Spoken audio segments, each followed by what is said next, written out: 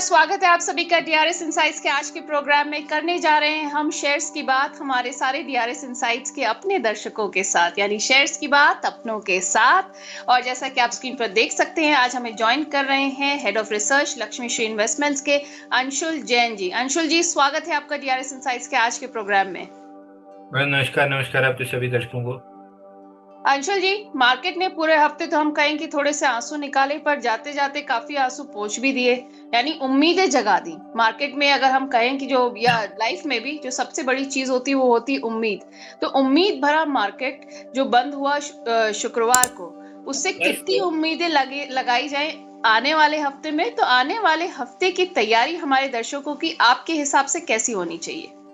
देखिए, आने वाला हफ्ता अच्छा होना चाहिए, क्योंकि अगर आप निफ्टी पे या बैंक निफ्टी पे देखें, जी। निफ्टी पे इनसाइड वीक फॉर्म हुआ है और दोनों हफ्ते नीचे से वीक थी, वो भी 10 वीक मूविंग एवरेज पे। तो ये अपने आप में बुलिश साइन है। और बैंक निफ्टी मैग्नेट की तरह, बैंक निफ्टी में 10 वीक मूविंग एवरेज मैग्नेट की तरह एक्ट कर रहा था, तो उसने पूरा पुल कर लिया है। डोजी के साथ क्लोजिंग है, प्रीवियस वीक लो स्वीप हुआ है, तो प्रोबेबली नेक्स्ट वीक अच्छा जाना चाहिए।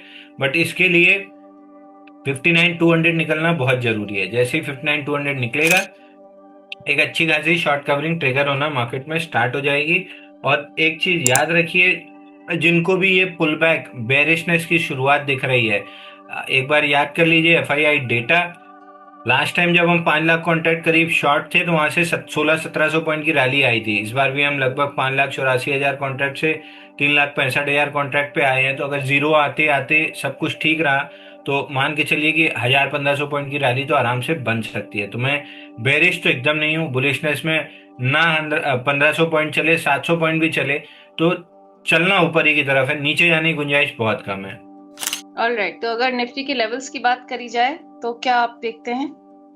निफ्टी पे 26,057 ये एक बड़ा रेजिस्टेंस है। जैसे ये निकलेगा, मार्केट में अच्छी खासी तेजी डेवलप हो जाएगी। ओके, तो ये हो गई निफ्टी और आपने की लेवल्स की बात। नीरज गर्ग जी अपना सवाल लेकर आए हैं। अंशुल जी कह रहे हैं दबन गेयर शुगर लिमिटेड, इन्होंने शेयर खरीदा। वैसे इन्होंने लिखा है देवन गेयर। तो नीरज जी, क्योंकि आप हमारे रेगुलर व्यूअर हैं, आप लगातार अपना सवाल भेजते हैं, तो मैं आपको बता दूं, प्लीज शेयर का नाम आप जरा ठीक से लिखा करें, उससे राय लेने में आसानी होती है। इन्होंने जो ये शेयर खरीदा है वो है 3.90 पर, और कह रहे हैं इस समय प्रॉफिट बुक करें या थोड़ा और वेट करें? आज तो मैडम हमने इसको वापस से बाय दिया है। कल भी बाय दिया था, आज भी बाय दिया है, और आज बीटीएसटी भी दिया है। हम्म। फाइनली 4.3 के ऊपर जाके क्लोज किया है, तो अब 3.9, हाँ 3.9 के स्टॉप लॉस से होल्ड करना चाहिए। अगर ये 4.3 के ऊपर टिका रह गया, तो फिर आराम से 5.40-6 इस जोन में जाते हुए दिखेगा। होल्ड करना चाहिए। बहुत समय लॉन्ग अवेटेड ब्रेकआउट आज आया है। 497% वॉल्यूम राइज, 42.3 मिलियन का वॉल्यूम है, तो होल्ड करना चाहिए। बट ये चीज याद रखिए, ब्रेकआउट कैंडल है, 4.05 इसका लो है, 3.9 बफर दे दीजिए। अच्छा। 42 मिलियन का ब्रेकआउट है। अगर स्टॉप लॉस कटा, तो ये 42 मिलियन लोग लिक्विडेट करने भी आएंगे, तो बिना स्टॉप लॉस के नहीं ट्रेड करना है, फिलहाल होल्ड कर सकते हैं। तो नीरज जी, बिना स्टॉप लॉस के ट्रेड ना करने की सलाह दी गई है अंशुल जैन की तरफ से आपको। शैलबी इन्होंने खरीदा हुआ है 254 पर, कह रहे हैं 21% लॉस हो रहा है। कहना है कि क्या 4 महीने में ये लॉस मेरा रिकवर हो सकता है? उम्मीद तो कमी है। एक बार 213 215 तक बाउंस बैक आ सकता है, वहां पे एक बार दोबारा सवाल जरूर पूछ लीजिएगा। ऑलराइट, तो ये तो हो गए नीरज गर्ग जी का सवाल। नीरज जी हमारे सपोर्ट मेंबर भी हैं। आप लोगों को मैं याद दिला दूं, अगर आपको मेंबरशिप लेनी है तो हमारी मेंबरशिप का लिंक आपको हमारे कमेंट बॉक्स में पिन्ड मिलेगा। हमारा व्हाट्सएप नंबर है 9211591685। मैं रिपीट कर दूं, 9211591685। इस पर आप मैसेज के जरिए आप फैसिलिटी पा सकते हैं, आप राय ले सकते हैं एक्सपर्ट की। अगर आप डीआरएस सपोर्ट मेंबरशिप चूज करते हैं तो डीआरएस सपोर्ट मेंबरशिप पर आपको व्हाट्सएप के जरिए एक्सपर्ट की राय की गाइडेंस मिलेगी। उसके साथ साथ पूरी पोर्टफोलियो पर भी आप अपना रिव्यू करा सकते हैं। वेल, तो ये हो गई मेंबरशिप की बात। अब हम बात करने जा रहे हैं मुकुल जी के सवाल की। मुकुल जी कह रहे हैं, हेलो मैम। हेलो मुकुल जी, कह रहे हैं मेरे पास मैक्सन फार्मा है 185 के रेट पर, और नायका इनके पास है 256 के रेट पर। कह रहे हैं लॉन्ग टर्म व्यू है 6 महीने का। तो प्लीज गाइड कीजिए। लेकिन नायका में तो कोई खास दिक्कत नहीं है। 545 240 225 ये मेजर सपोर्ट जोन है और ब्रेकआउट जोन भी है आईपीओ बेस की। उसी को रिटेस्ट करने आ रहा है धीरे धीरे करके। 315 रुपये आपको आराम से मिल जाएगा। मार्क्सेस फार्मा में कोई बहुत इंकरेजिंग साइंस नहीं है। लोअर हाई लोअर लो का स्ट्रक्चर है वीकली मंथली पे। स्टॉक में 180 टू 165 मेजर सपोर्ट जोन है। इवेंचुअली जब टूटेगी तो स्टॉक में लंबा डाउनसाइड बन सकता है। अब एक डाइवर्जेंस है। रिजल्ट इसके सुधर रहे हैं। 68% ईपीएस ग्रोथ, 16% सेल्स ग्रोथ और 4% मार्जिन ग्रोथ सितंबर क्वार्टर में आई है। तो अगर एक दो क्वार्टर ये रिजल्ट ऐसे ही रह गए तो फिर शायद ये 160 का सपोर्ट ना तोड़े। बट इन ऑल केसेस 160 टूटने के बाद किसी भी कीमत पे इसमें लॉन्ग नहीं रहना है। ओके अब दीपक जी मॉर्पिन लैब पर अपना सवाल लेकर आए हैं। इनका जो एवरेज प्राइस है मॉर्पिन लैब का वो है 50.13 का। तो आपकी सलाह मांग रहे हैं कि इन्हें लॉस कब रिकवर होगा? बहुत मुश्किल है। 42.6 का लो टूटा है, वहीं से बाउंस बैक आ रहा है। चूंकि नॉन स्टॉप 55 से गिरा है तो एक डीपर बाउंस बैक 47 तक आ सकता है। बट इवेंचुअली इस स्टॉक में जो डाउन मूव ट्रिगर हुआ है, चूंकि 38.39 का मेजर सपोर्ट टेस्ट हुआ है इसलिए बाउंस बैक आ रहा है। जब भी नेक्स्ट लेग में डाउन मूव आएगा 31.17 तक आते हुए दिखेगी। अच्छा आप कह रहे हैं 31.17 तक मॉर्पिन लैब आपको आते हुए दिख सकता है डाउन में। अगर एनएचपीसी की बात कर ले, एनएचपीसी इन्होंने खरीदा हुआ है 99.51 पर। उस पर भी कह रहे हैं कि 20% से ज्यादा का लॉस है। तो कह रहे हैं कब रिकवर होगा ये लॉस? बहुत मुश्किल है। बहुत मुश्किल है। एनएचपीसी में 75-80 का मेजर सपोर्ट था, यहाँ से बाउंस बैक 79-80 तक आ सकती है। बहुत मुश्किल है कि प्री बजट रैली बने। अगर बन जाए तो बहुत बेहतरीन है। उम्मीद मेरे को कम है। नेक्स्ट लेग में जब भी गिरेगा एक बड़ा मंथली पे स्विंग लो 46.25 पे है, वहां तक ये स्टॉक नीचे आ सकता है। ओके तो यानी दोनों ही स्टॉक आपको लग रहा है कि और गिर सकते हैं।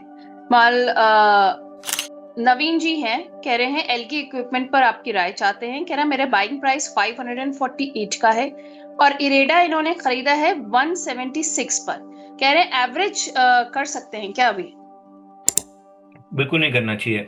अच्छा दोनों में ही खराबी है। एलगी इक्विपमेंट जिस भी दिन 460 रुपये तोड़ेगा और इवेंचुअली ये स्टॉक तोड़ेगा जरूर। बाइंग क्लाइमेक्स वाला स्टॉक है। नीचे में बहुत आराम से 354 तक नीचे आ सकता है। एडा में डाउन साइड शायद आपको बहुत ज्यादा ना मिले, 121 रुपए तक मैक्सिमम डाउन साइड मिले। बट एडा के साथ प्रॉब्लम ये है कि इस स्टॉक में ये दिक्कत है कि जो ब्लू टैक्सी वाला ब्लू कैब वाला जो लफड़ा हुआ था, इंटरेस्ट खत्म हो गया है। इंस्टीट्यूशन का वॉल्यूम्स नहीं दिख रहे हैं, रिटेल केवल ट्रेड कर रहा है। तो बिना इंस्टीट्यूशन के ऊपर जाना पॉसिबल नहीं है। तो मे बी इसको समय लगेगा, साल 1.5 साल। तो यहाँ से स्विच करके अगर आपको पीएसयू में ही रहना है, आईओसीएल एचपीसीएल बीपीसीएल कुछ भी ले लीजिए, 1-1.5 साल में वहां अच्छा पैसा कमा लेंगे, फिर आके इसी 19-20 रेट में इसको ले लीजिएगा। ओके तो ये हो गई आपको सलाह नवीन जी। प्रभात नारायण जी अपना सवाल लेकर आए हैं ट्रांसफॉर्मर एंड रेक्टिफायर्स पर और प्रिंस पाइप पर। कह रहे हैं इसमें बॉटम बन गया है क्या, मुझे एवरेज करना है। पहला स्टॉक कौन सा बोला मैंने आपने? प्रिंस पाइप के पहले ट्रांसफॉर्मर्स एंड रेक्टिफायर्स और प्रिंस पाइप।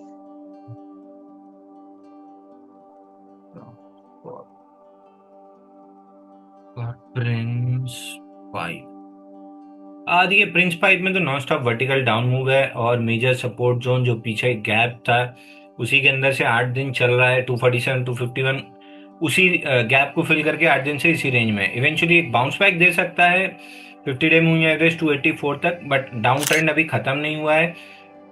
प्रोबेबली इस स्टॉक में 191 तक की डाउन मूव बनेगी। तो प्रिंस पाइप तो नहीं अच्छा लग रहा है, डाउन साइड ज्यादा है।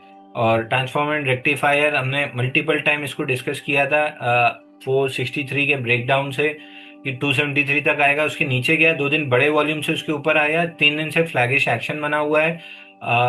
इस फ्लैग को अगर फॉलो थ्रू मूव मिला 295 के ऊपर, जिनके पास है उनको होल्ड करना चाहिए। जिनके पास नहीं है एक बाउंस बैक प्ले कर सकते हैं। 294 निकला तो फिर 355 तक का एक टारगेट बनेगा। छोटी क्वांटिटी में क्विक ट्रेड लीजिए, या तो 273 20 रुपए का स्टॉप लॉस चला जाएगा या फिर 350 355 की जोन तक आपको अपसाइड मिल जाएगी। एक्सट्रीम क्विक ट्रेड, जितनी जल्दी एंट्री उतनी जल्दी एग्जिट। ओके, तो ये हो गई एक्सट्रीम क्विक ट्रेड। जैसा कि आपने सलाह मांगा तो उस हिसाब से अंशुल जी ने एक राय दी है कैसे आप कर सकते हैं। किशोर राज जी हैं, किशोर राय जी हैं, कह रहे नमस्कार madam and Anshul ji. Hello Kishore ji, मेरे पास केपी एनर्जी के शेयर्स हैं 362 के रेट पर। कह रहे कहाँ मुझे एवरेज करना चाहिए और मैं कितने साल मुझे होल्ड करके रखना चाहिए। देखिए 3 साल का समय दे दीजिए, एवरेज थोड़ा यहाँ कर लीजिए, थोड़ा डिप में ऐड करते चलिए। आज भी इनका कौन सी कोई गवर्नमेंट के साथ मैं पढ़ रहा था अभी, बी से कोई देश है उसके गवर्नमेंट के साथ इनका कॉन्ट्रैक्ट हुआ है। कैपेक्स अच्छा खासा चल रहा है, जब भी प्रॉफिट आएंगे फट के आएंगे। सितंबर क्वार्टर में 41% ईपीएस ग्रोथ, 37% सेल्स ग्रोथ है। 2 क्वार्टर से 16% की मार्जिन बढ़ के 20% हो चुकी है। चीजें फंडामेंटली अपने स्तर पे चल ही रही हैं। टेक्निकली थोड़ा सा डबल बॉटम बनाने की कोशिश कर रहा है आईपीओ लो के आसपास, इवेंचुअली समय लेगा। बट पहले 462, उसके बाद 563 और उसके बाद ऑल टाइम हाई, ये लेवल आराम से निकलेंगे। 3 साल के लिए स्टॉक को आपको छोड़ना होगा, इसमें जल्दी नहीं कर सकते आप। ऑल राइट, आप कह रहे हैं इसमें 3 साल का वेट करना पड़ सकता है, इसमें जल्दी नहीं की जा सकती। अंशुल जी, एक बड़ा मजेदार कमेंट आया है जीवा जी की तरफ से, हमारे मेंबर हैं। कह रहे हैं sir is simple great Indian middle class people like us. यानी आपके साथ बड़ा एसोसिएट कर पा रहे हैं और आपकी सिंप्लिसिटी को बहुत पसंद कर रहे हैं। मैं देखिए, अब श्रीमती जी हमारी कहती हैं कि तुम देहाती आदमी हो, टीवी पे आते हो, कंपनी के रिसर्च हेड हो, कपड़े पहनने तक तुमको आते नहीं है, तो ये इस टाइप की शर्टें वो ला के देती है। और अपना हाल वही है, अभी भी बच्चों वाला हाल ही है अपना। चलिए, सादगी तो मेरे ख्याल से ज्यादातर लोगों को पसंद आती है और सबसे अच्छा मुझे लगता है कि शायद लोगों को आपकी बात करने का सीधा और सरल अंदाज ज्यादा पसंद आता है। वेल, अब एक और सवाल मैं आपसे पूछने जा रही हूँ जो बहुत सारे लोगों को पसंद आएगा, आई एम श्योर। अंशुल जी, आपका पसंदीदा सेक्टर कौन सा है इस वक्त और उसमें आपके पसंदीदा शेयर्स कौन से हैं। देखिए सेक्टर मेरे को वही पसंद है जो चल रहा हो और जो पैसा दे रहा हो। एक समय में ऑटो मेरे को बहुत पसंद थे, चारों स्टॉक्स अपने ऑल टाइम हाई से 30% नीचे से 10% ऊपर एक्सटेंशन दे चुके। दूसरा, सबको पता है मेरे को मेटल सेक्टर कितना पसंद है। अब पिछले 6-8 महीने से नहीं चला है, उसके पहले अच्छा चला था, तो अब ये कंसोलिडेशन है। जब भी ये पूरी होगी नेक्स्ट लेग में आपको मेटल सेक्टर में अच्छा पैसा बनेगा। अब धीरे धीरे करके प्राइवेट सेक्टर बैंक अच्छे खासे कंसोलिडेट हो चुके हैं। जिस दिन 892 रुपये निकला, 892.80 का रेजिस्टेंस है, जिस दिन वो निकला, या आपको राउंड फिगर पकड़ना है 900 पकड़ लीजिए। जिस दिन इंडसइंड बैंक 893 के ऊपर चलना स्टार्ट किया, सीधा सीधा 200 रुपए की अपसाइड मिलेगी। एक्सिस बैंक खराब न्यूज आ गई इसलिए थोड़ा नीचे आ रहा है, बहुत अच्छा मौका है नीचे में एक्यूमुलेट करने का। जिस दिन चला 1600-1700 रुपए, 1600 रुपए आराम से हो जाएगा। उससे थोड़ा कम आईसीआईसीआई, उससे थोड़ा कम एचडीएफसी चलेगा। But IndusInd being a highly volatile और हाई बीटा काउंटर, ये बहुत तेजी से चलेगा। तो इंडसइंड और एक्सिस बैंक दो पे मेरी नजर है। इन्वेस्टर है तो एक्सिस एक्यूमुलेट कीजिए। इंडसइंड इन्वेस्टर के लिए फिलहाल नहीं है, ट्रेडर्स के लिए 893 निकले, आराम से बाई कीजिएगा। ऑल राइट, इंडसइंड आप कह रहे हैं 893 निकले तो आराम से बाय कर सकते हैं। और एक्सिस यानी प्राइवेट सेक्टर बैंकिंग काउंटर आपको इस समय आपके अभी के मार्केट के हिसाब से पसंद आ रहा है और उसमें भी इंडसइंड बैंक और एक्सिस। वेल, अब सीएस राठौर जी अपना सवाल लेकर आए हैं, कह रहे हैं नमस्कार सर, टीसीएस में टारगेट क्या होंगे, कहाँ बुक करें। देखिए टीसीएस तो बहुत बेहतरीन चल रहा है। टीसीएस में आपको याद होगा आप ही के चैनल पे और मल्टीपल चैनल्स पे मैंने डिस्कस किया था, 3018 के नीचे जितना डिस्काउंटेड प्राइस है, जितना भर सकते हैं भर लीजिए। धीरे धीरे करके पहला टारगेट आपका 3323 होगा। आज का हाई 3318 बना है, मतलब पहला टारगेट अचीव्ड है। लेकिन यहाँ पे मैं बहुत प्रॉफिट बुक करने के मूड में नहीं हूँ, क्योंकि आप इन्फोसिस याद कर लीजिए, जब 2 हफ्ते पहले 1624 गया था तब भी मैंने कहा था कि प्रॉफिट बुक मत कीजिए, अभी और ऊपर जाएगा। यहाँ से 1655 आ गया और 1694 का टारगेट भी अचीव कर लेगा। Same is with TCS. मेरे को नहीं लग रहा है यहाँ पे कुछ भी करने की जरूरत है, आराम से पड़े रहने दीजिए। 3586 ये एक स्विंग आई है, जब 3586 आए तब सवाल पूछे, वहां पे शायद मैं एक बार प्रॉफिट बुकिंग की सलाह दे दूं। मोस्ट लाइकली वहां पे अगर ट्रेडर है तो बुक कीजिए, इन्वेस्टर है तो फिर ऑल टाइम हाई के पहले बुक करने का कोई मतलब नहीं बनता है। All right. तो ये हो गई आपकी सलाह टीसीएस पर, और साथ में इन्फोसिस के भी लेवल्स अंशुल जी ने डिस्कस कर दिए हैं राठौर जी, तो आपको नोट कर सकते हैं। लक्ष्मीकांत जी हैं, कह रहे नमस्ते सर, मेरे पास ग्रीव्स कॉटन के शेयर्स हैं, 220 का मेरा बाइंग प्राइस है, क्या करना चाहिए सर? और देखिए, अगर आपके पास ग्रीव्स कॉटन है तो फिर थोड़ी सी दिक्कत ही है, क्योंकि ग्रीव्स अच्छा। कॉटन पीछे 2 बार ब्रेकआउट फेल किया था, और करंटली भी जो बॉक्स था 203-4 रुपए का, एग्जैक्टली बता दे रहा हूँ, 198.26 का जो बॉक्स था उसका भी ब्रेकडाउन आया है। पुल बैक कहीं भी 188 में मिले तो बेचिए, नीचे 166 रुपए 60 पैसे का टारगेट खुला है। ओके, तो ये हो गई ग्रीव्स कॉटन पर सलाह। अब शशिधर जी हैं, कह रहे हैं मेरे पास इंडोटेक ट्रांसफॉर्मर्स का जो एवरेज बाइंग प्राइस है वो है 1701, किस लेवल पर एवरेज करना आपके हिसाब से सही रहेगा सर? इंडोटेक ट्रांसफॉर्मर्स। देखिए, वीक काउंटर है, बाइंग क्लाइमैक्स हुआ है, और अभी बाइंग क्लाइमैक्स से बहुत दूर नहीं है, इमीडिएट बाइंग क्लाइमैक्स ही 1838 पे हुआ है। जितनी जल्दी निकल लेंगे उतना बेहतरीन रहेगा। बाइंग क्लाइमैक्स का टारगेट मंथली पे स्विंग लो है 836 रुपए का, 836 रुपए आते हुए दिख रहा है। ओके, तो ये हो गई सलाह आपको इंडोटेक पर।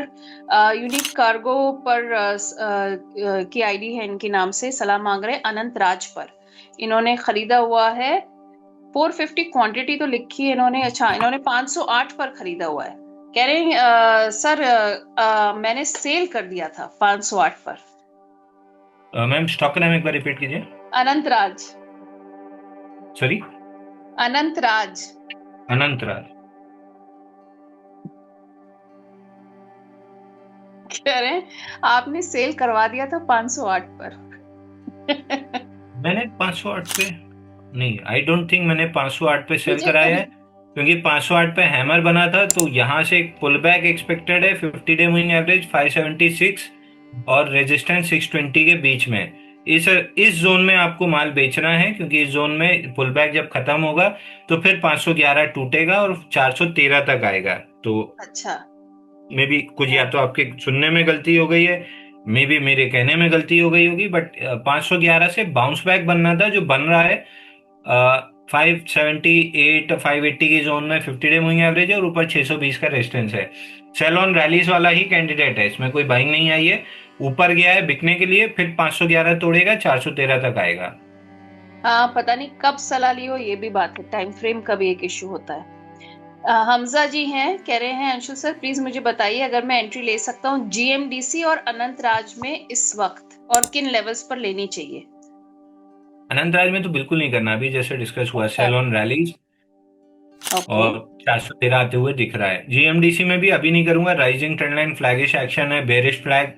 हाँ हाँ। अगर 478 टूटता है तो 441 तक आएगा, और 441 नहीं प्रोटेक्ट हुआ तो फिर नीचे में 372 तक भी आ सकता है। जीएमडीसी अभी मेरी बहुत ज्यादा वॉच लिस्ट में नहीं है, मैं सपोर्ट पे बाई करने के भी मूड में नहीं हूँ। रेजिस्टेंस 618 टूटता है तो मैं एक बार ट्राई कर लूंगा। मेरे को सस्ता नहीं चाहिए, जितना पीएसयू रेलवे डिस्टेंस सस्ता लेने की कोशिश की और सस्ता होते गए। मैं महंगा लूंगा 618 के ऊपर, ताकि महंगा बेच सकूं 800-900 रुपए में। तो 618 के नीचे तो मेरा कोई इंटरेस्ट नहीं है स्टॉक में। अंशुल जी, आपने बात करी रेलवे काउंटर की, अब बजट भी आने वाला है, तो ये बताइए कि अगर हम रेलवे सेक्टर की बात कर रहे हैं, आप कितनी उम्मीदें रख रहे हैं? बजट तक क्या ऊपर जाएगा? मैंने देखिए, ईमानदारी से मेरे को कोई भी उम्मीद नहीं है। आ जाए रैली बहुत अच्छा है, आपको एक एग्जिट का मौका मिल जाएगा।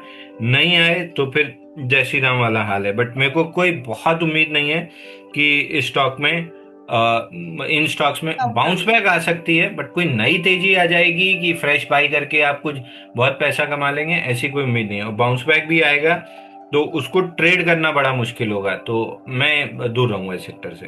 ओके, ये तो हो गई रेलवे की बात। मुकुल जी हैं, कह रहे हैं क्या मैं वारी रिन्यूएबल खरीद सकता हूँ 948 पर? कह रहे हैं 1 मंथ का व्यू है। बिल्कुल नहीं लेना चाहिए। वारी रिन्यूएबल 3743 पे फेल्ड ब्रेकआउट था। 3445, 3116 और 2828 के तीनों टारगेट किया है, और फिलहाल जैसे अनंत राज में बाउंस आ रहा है, इसमें भी बाउंस आ रहा है। 50 डे मूविंग एवरेज 3200 के आसपास है, वहां तक बाउंस बैक कर सकता है, बट इवेंचुअली उसके बाद जब ब्रेकडाउन आएगा तो 2530 का अभी टारगेट बचा हुआ है। मैं आपको बता दूं अंशुल जी, इन्होंने लिखा है कि ये खरीद चुके हैं 948 खरीद पर। चुके हैं तो 3200 के आसपास बेचने की कोशिश कीजिए। ओके, अब आई हमारी एक सुपर चैट संदीप कुमार जी ने भेजा है। Thank you Sandeep ji. कह रहे हैं JSW इंफ्रा पर 5 से 6 साल का टारगेट क्या होगा आपके हिसाब से सर? देखिए 5-6 साल का टारगेट नहीं पता, 3 साल में ये आराम से करीब करीब 700 रुपये जाते हुए दिख रहा है, वहां पहुंच जाएगा तब रिव्यू करेंगे। ऑल राइट, तो आप लगातार अपने सवाल पूछ सकते हैं टाइम टू टाइम। और अब हैं निशांत पांडे जी, कह रहे हैं good evening sir and ma'am. Good evening Nishant ji. मेरे पास आर्यन अग्रवाल इंडस्ट्रीज के शेयर है, मेरा बाइंग प्राइस है 468 का। आर्यन अग्रवाल इंडस्ट्रीज। NR अग्रवाल। हाँ, NR अग्रवाल है होगा, इन्होंने आर्यन लिखा है। NR अग्रवाल 463 रुपये चल रहा है। इन्होंने खरीदा है बहुत 468 पर। हाँ तो यही होगा। देखिए बहुत अच्छा नहीं लग रहा है स्टॉक मेरे को। अगर आपके पास है फ्रेश बाइंग के लिए आज से तो बिल्कुल भी नहीं ठीक लग रहा है। अगर आपके पास है तो 434 का ट्रेलिंग स्टॉप लॉस ले लीजिए। 434 के नीचे बहुत ज़्यादा वीकनेस आ जाएगी काउंटर में। 50 मंथ मूविंग एवरेज 390 है, वहां तक या स्विंग लो 352 तक आ सकता है। देखिए 788 करोड़ का मार्केट कैप है, माइक्रो कैप कंपनी है। बिना स्टॉप लॉस के ट्रेड करना मतलब आत्महत्या करने के बराबर है। तो 434 स्टॉप लॉस मैंडेटरी है आपका। चलिए अंशुल जी, एक हमारे पास सवाल आया है, ये हमारे मेंबर नहीं है लेकिन मैं फिर भी इनका सवाल ले रही हूँ क्योंकि इनकी शादी होनी है और उससे पहले ये आपकी एक सलाह जानना चाह रहे हैं अपनी शादी से पहले। तो ये हैं स्टेनो बाबा, इनकी आईडी है। कह रहे हैं सर गोल्ड कब सस्ता होगा, शादी है मेरी फरवरी में, तो अब आप बताइए कि कब खरीदना सही रहेगा। अभी तुरंत जाके ले लीजिए, गोल्ड में हल्की सी पुल बैक है, इसके बाद गोल्ड फिर नया हाई बना सकता है। तो ये सलाह मैं भी सीरियसली ले लूं? गोल्ड और तो मैडम ऐसी चीज है ना, कभी भी लेके छोड़ दीजिए। मैं आपको बहुत सिंपल सी चीज बता रहा हूँ। लोग मतलब कुल्हाड़ी पे पाँव मारते हैं, मैं सिर जाके दे मारा। 88,000 रुपये सोना चल रहा था, तब वाइफ को मंगलसूत्र लेना था बर्थडे के टाइम में। वो एक आध हफ्ते टला, टलते टलते आज तक नहीं आया। अब जाके सोना इतना महंगा हो गया, तो अब लेना तो और है ही, एक आध दिन तो कटेगा ही। तो अब ये है कि उस समय 88,000 में कट रहा था, अब 1,33,000 में कटेगा। तो इससे अच्छा है कि जितनी जल्दी ले सकते हैं ले लीजिए। चलिए, और बिल्कुल ऑन ए सही सीरियस नोट, सलाह। ले लेना चाहिए गोल्ड। यहाँ से बहुत नीचे नहीं आने वाला। जितना ये जियोपॉलिटिकल टेंशन चल रहा है, ये यहाँ से ईज आउट नहीं होने, ये एस्केलेट ही होने हैं। और धीरे धीरे ये जो डोनाल्ड ट्रंप ने 8-9 महीने में ये जो रायता फैलाया है ना, ये बहुत जल्दी आपको 1.5-2 साल होते होते ना बहुत देशों में इकोनॉमिक डाउन ट्रेंड में भी कन्वर्ट होते हुए दिखेगा। तो सोने में बहुत जल्दी कोई गिरावट आ जाएगी ऐसा नहीं लगता। ओके, आप कह रहे हैं सोने में बहुत जल्दी गिरावट आ जाएगी, ऐसा नहीं लगता। साथ ही अंशुल जी ने अपना पर्सनल एक्सपीरियंस भी शेयर किया है, तो मेरे ख्याल से बाकी सारे हस्बैंड्स भी ये एडवाइस और ये एक्सपीरियंस से सबक ले सकते हैं। तो और मुकेश कुमार जी हैं, कह रहे हैं क्रॉम्पटन ग्रीव्स इन्होंने खरीदा है 289 के भाव पर। कह रहे हैं किस समय एवरेज कर सकते हैं, इस समय कर सकते हैं क्या? नहीं, क्रॉम्पटन ग्रीव नहीं करना है, गर्मी की थीम नहीं चल रही है। बहुत खींच के आपको एक डेड कैट बाउंस प्ले करना है तो 244 के आसपास ले लीजिएगा। 235 के स्टॉप लॉस से एक 10 रुपए का स्टॉप लॉस, आइडियली 235 कोई सपोर्ट नहीं है, बस 10 रुपए नीचे एक रिस्क लेनी है, ले लीजिए। 244 के आसपास बाउंस बैक में कहीं भी 290 मिले तो निकल जाइएगा। आइडियली स्टॉक में कहीं कोई बाइंग नहीं बनती है, केवल एक डेड कैट बाउंस ड्यू है, वो आएगा। ओके, तो ये हो गई क्रॉम्पटन ग्रीव्स पर सलाह। जमाल जी हैं, कह रहे हैं मेरे पास 200 शेयर हैं स्लीपिंग जायंट कोल इंडिया के, और मेरा जो बाइंग प्राइस है 386.20 का है। काफी टाइम से है इनके पास। कह रहे हैं अभी रखे रहना चाहिए या स्विच कर जाना चाहिए?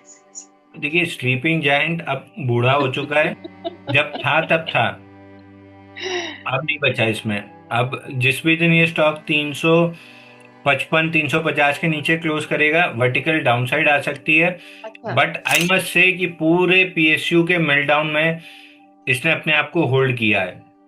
बट कहीं से इंस्टीट्यूशन एक्यूमुलेशन नहीं है, इसलिए मेरे को उम्मीद नहीं है कि ब्रेकआउट आएगा।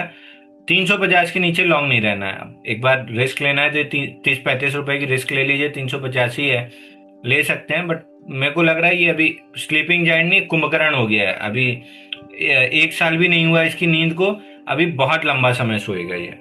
ओके, तो जमाल जी, नींद थोड़ी ज्यादा लंबी है, तो आप अंशुल जैन जी की सलाह देख सकते हैं। और कल्पेश कचारिया जी हैं, चार अपने शेयर्स पे आपसे टारगेट और स्टॉप लॉस पूछना चाह रहे हैं। वीबीएल, एनएचपीसी, यूएसएल और पूरा railway sector. VBL, NHPC, USL. और ये जेएसएल में तो अभी टाइम है, 844 निकलने के बाद इसमें अच्छी खासी तेजी बनेगी, तब तक के लिए होल्ड कीजिए। जिस दिन मेटल सेक्टर चलने लगा जेएसएल में भी तेजी आ जाएगी। डाउन साइड बहुत लिमिटेड है, अपसाइड 844 के बाद काफी तेज आ जाएगी। एनएचपीसी अंशुल जी, 75 के ये नीचे। यूएसएल था, यूएसएल। यूएसएल, यूएसएल तो कोई शेयर नहीं दिख रहा मेरे को। हो सकता है जेएसएल ही लिखना चाह रहे हैं, उन्होंने यू लिख के दिया। जेएसएल होना चाहिए या यूबीएल होना चाहिए, अगर यूनाइटेड ब्रिवरेजेस लिमिटेड की बात कर रहे हैं तो यूबीएल तो अभी डाउन ट्रेंड में है, नीचे 1360 तक आ सकता है, 1600 रुपए चल रहा है।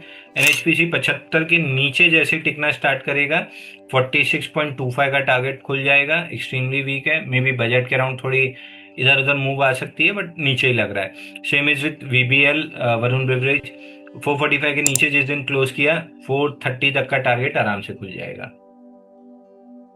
कल्पेश कचारिया जी, आपने अपने स्टॉक्स भेजे हैं, या थोड़ा सा मेरे ख्याल से टाइपो एरर्स हो सकते हैं, ये मैं आप सबको भी बता दूं। जब आप लोग अपने स्टॉक्स या शेयर्स के नाम लिखते हैं, एक बार मैसेज सेंड करने से पहले पढ़ लीजिए, फिर भेज दीजिए, तो थोड़ा सा आपका वक्त और हमारा दोनों का बचेगा और आपको सही सलाह भी मिल पाएगी। अंशुल जी, ये बताइए, डीआरएस इनसाइट्स के लिए आपके आज के टॉपिक्स क्या होंगे?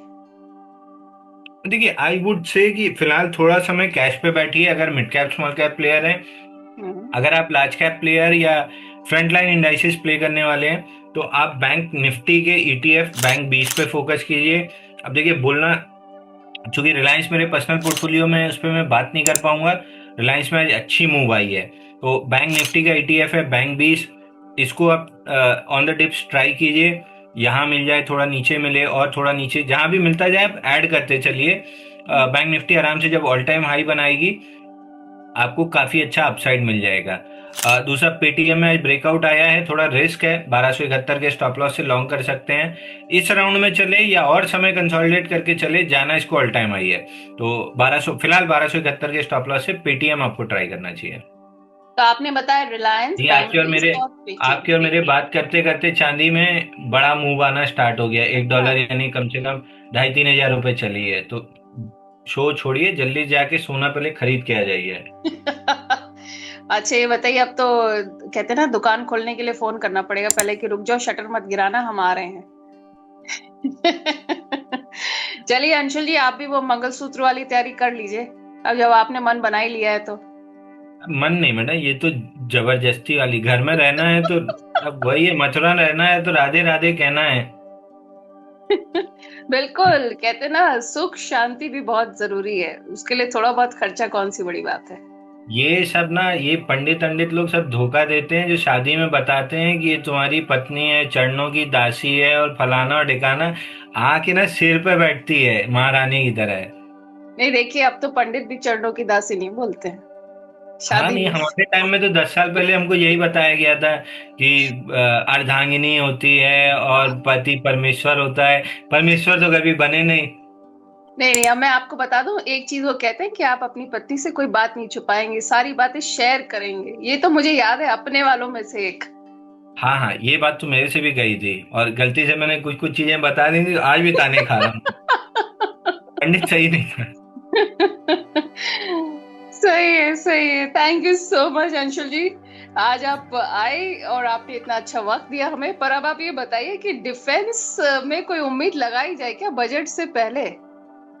आने को आ सकता है मैडम, लेकिन बहुत ज्यादा आप इस बाउंस बैक में पार्टिसिपेट करके पैसा कमा लेंगे, इसकी पॉसिबिलिटी मेरे को नहीं दिख रही। कहीं भी चार्ट स्ट्रक्चर ऐसा नहीं है कि आप बाउंस बैक प्ले कर लें, तो मैं रेलवे डिफेंस से दूर रहूंगा। पीएसयू अगर लेना है तो फिर मैं बहुत लोअर लेवल से बताते आ रहा हूँ, एचपीसीएल, आईओसीएल, बीपीसीएल। क्रूड $60 के नीचे आ गया है तो वापस इन स्टॉक्स में तेजी बनेगी। तो अगर पीएसयू में रहना है तो ये 3 स्टॉक इस समय आपके पोर्टफोलियो में होने चाहिए। मेटल में देखो, नेशनल एल्यूमिनियम देख लीजिए, थोड़ा सा एनएमडीसी स्टील देख लीजिए, बाकी railway defence PSU bounce back बन सकता है, लेकिन बाउंस बैक में पैसा बना लेंगे इसकी पॉसिबिलिटी मेरे को नहीं दिखती है। ओके। तो वेल, ये हो गई सारे सेक्टर्स की बात, रेलवे, डिफेंस, पीएसयूज, और हमने बात कर ली मेटल सेक्टर की भी। अंशुल जी, आज आप आए, आपने हमेशा की तरह आपके साथ शो करने में बड़ा अच्छा लगा, बहुत मजा आया। थैंक यू सो मच अपना वक्त देने के लिए। अब आप बच्चों को सैर पर लेकर जा सकते हैं। धन्यवाद मैडम। एक चीज मैं मतलब यहाँ क्लैरिफाई कर देना चाहता हूँ, नहीं कुछ लोग ऑफेंड हो जाएंगे। मेरा मतलब for me my wife is backbone, और यही चीज मैंने अपने पापा के साथ देखी थी कि मम्मी साथ में रहती हैं तो हमेशा टिक के खड़े रहते हैं। तो same is with me and my wife. चूंकि मेरे संबंध इतने अच्छे हैं मेरी वाइफ से, मैं हंसी मजाक करने की हिम्मत कर सकता हूँ। नहीं, बिल्कुल। निकलते ही से तैयार रहता है सबका बेलन एलन। तो अपनी वाइफ पे मजाक करने से पहले उससे संबंध सुधार लीजिए, नहीं तो बेलन ही बेलन खाएंगे। ये घर का डिस्क्लेमर तो हो गया, अब जरा अपना डिस्क्लेमर भी दे दीजिए। देखिए, रिलायंस, अदानी ग्रीन, यही मेरे पर्सनल पोर्टफोलियो में है, और इन्हीं में ऑप्शंस राइटिंग में करता हूँ। रिलायंस मेरे पास 1540 का है, 1620 के कॉल बिके हैं। अदानी ग्रीन में मेरा 1080, हाँ 1080 का कॉल बिका हुआ है। तो इनमें मेरे रेगुलर ट्रेड होते हैं, तो इस पर कोई खास व्यू नहीं रहेगा। बाकी स्टॉक्स जो, हाँ, सो अदानी ग्रीन में 1080 का कॉल बिका हुआ है। तो इन दो स्टॉक्स में कोई व्यू नहीं रहेगा। बाकी जितने स्टॉक्स हैं जो व्यू आपको दिया है वही लगभग सभी को दिया है। कोई ऐसा कॉन्फ्लिक्ट ऑफ इंटरेस्ट नहीं रहेगा। Thank you so much, Anshul ji, for such a wonderful show. And thank you to all our धन्यवाद। viewers for being part of this show. Namaskar.